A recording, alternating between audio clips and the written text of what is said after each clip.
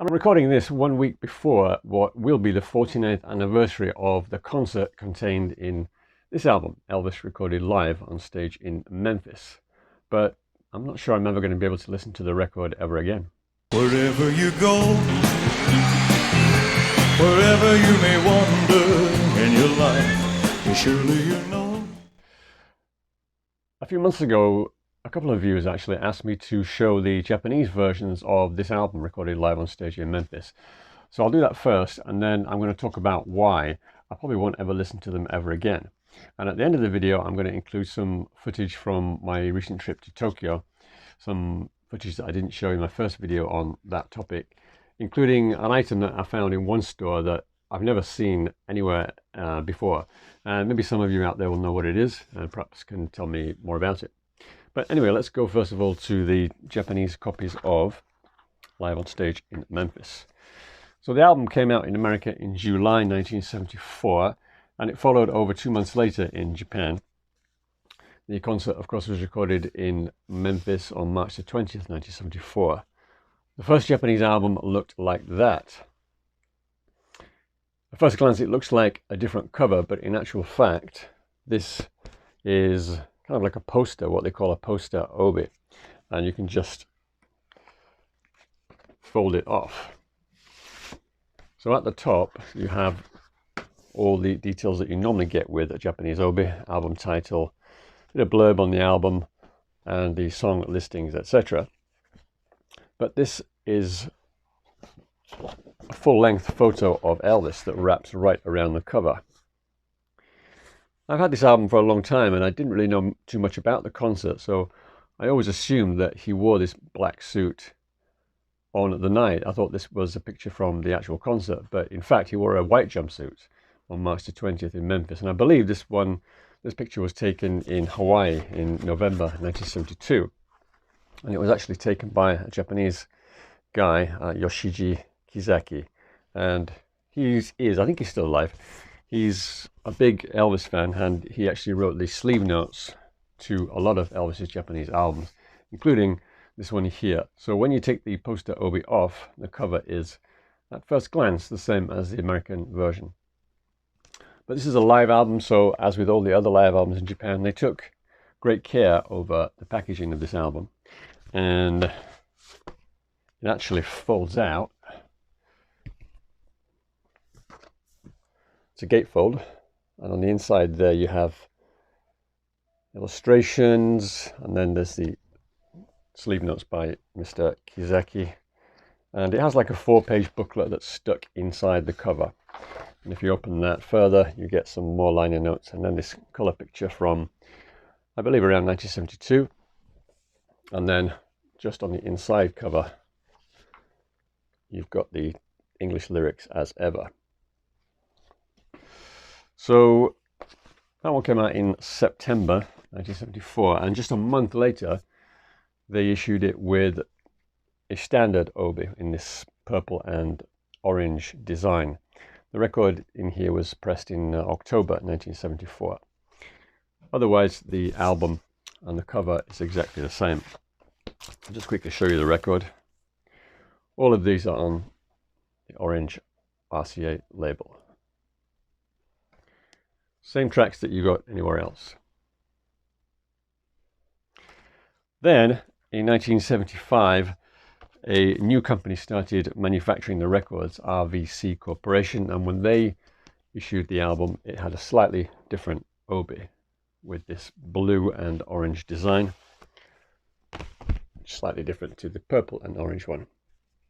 And you can actually also find another one with, I believe it's blue, and the orange is a much darker, sort of a red color. So those are the Japanese LP versions of this album. And I said at the beginning of the video that I didn't think I'd be able to listen to the LP anymore. And that's because of this, which I picked up in Tokyo last month, showed very briefly in my Tokyo Finds video. This is the FTD version, and I would heartily recommend this for several reasons. First, and certainly very significantly, is it doesn't have any of that fake applause that you get on, well, any of the other versions that I have, which include the 60 CD RCA albums box set. I've got a couple of Japanese versions and the LPs that I showed you there, and I've got a UK copy as well. All of them have that fake applause. The second great thing about this one is it actually sounds way better than anything else I have. I'm not just saying that, I actually have done, you know, comparisons, and it's like night and day. The sound on this, it's as clear as a bell. You can hear the instruments, you can hear the voices very clearly, as opposed to the other versions that I have that sound very muddy. And it's just got a lot of air in the mix. It really feels like you're there almost. It really does sound like you listen to a live concert. And that brings me on to the next point, the next good point about this CD, which is the continuity. I suppose if you're going to listen to a concert, then the CD is a better medium than vinyl anyway, because if the CD is done right, you're not going to have that break in the middle. And this is really well done. It's just like seamless from beginning to end. Now, a viewer pointed out to me that there is a little bit missing from the concert. You don't get the full start at the beginning of Help Me. But I've actually listened to that online, and it doesn't bother me that the full start is not there.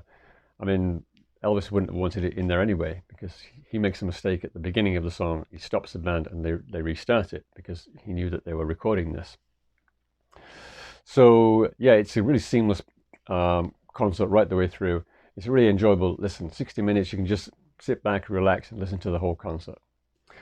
Other good things about this album is you get some songs on here that you don't get on the LP and other CDs, apart from the legacy version, of course.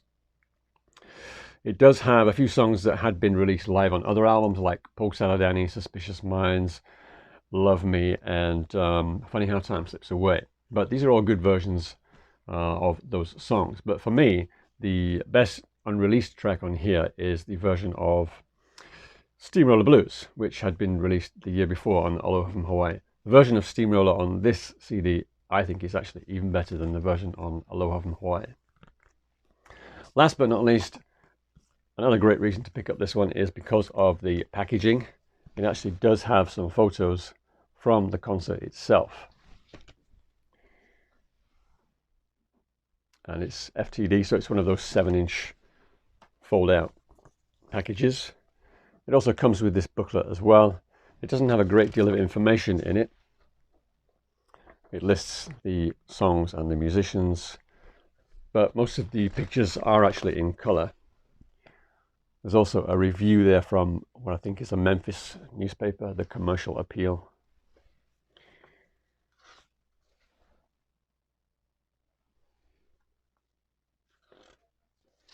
And it also lists the tour dates that he played in March '74. And look, there's the Japanese album. It doesn't actually say what it is. There's just a picture there, but it doesn't explain what it is. More photos and the back cover as well. So yeah, for those reasons, I would 100% recommend getting this one. If you have the legacy version, please let me know how it compares with this one. Does it have the same mix, the same mastering? I've got no idea. Personally, I don't think I'm going to be getting that version. The Japanese version of the Legacy 2 CD sets, they tend to hold their value very well, so they're quite expensive to pick up. The FTD, luckily for me, it didn't cost very much. So yeah, that's it for this part of the video. Let me just go and show you some more stuff that I found in Tokyo.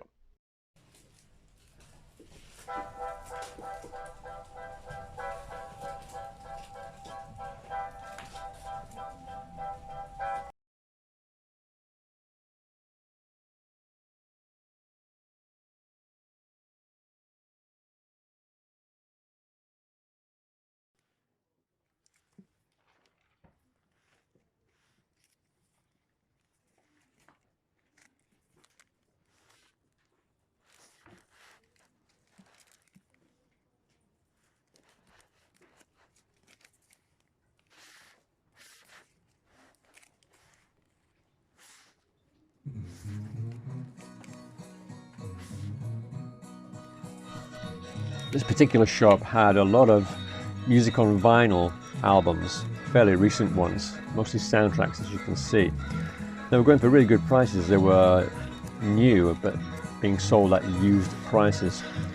I actually wasn't really looking for them on that particular occasion. Now that's an American original of Loving You. They also had an American original of the second album. So in one day I actually saw original mono copies of all the first 3 Elvis albums from America. I didn't find any of the first 3 Japanese albums.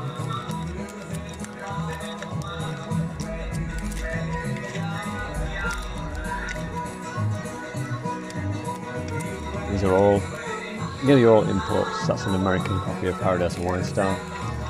That's a Japanese copy of Loving You, but I didn't buy that one.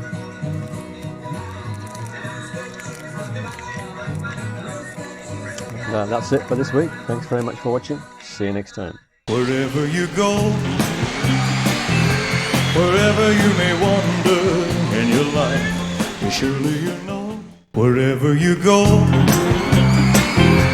wherever you may wander in your life,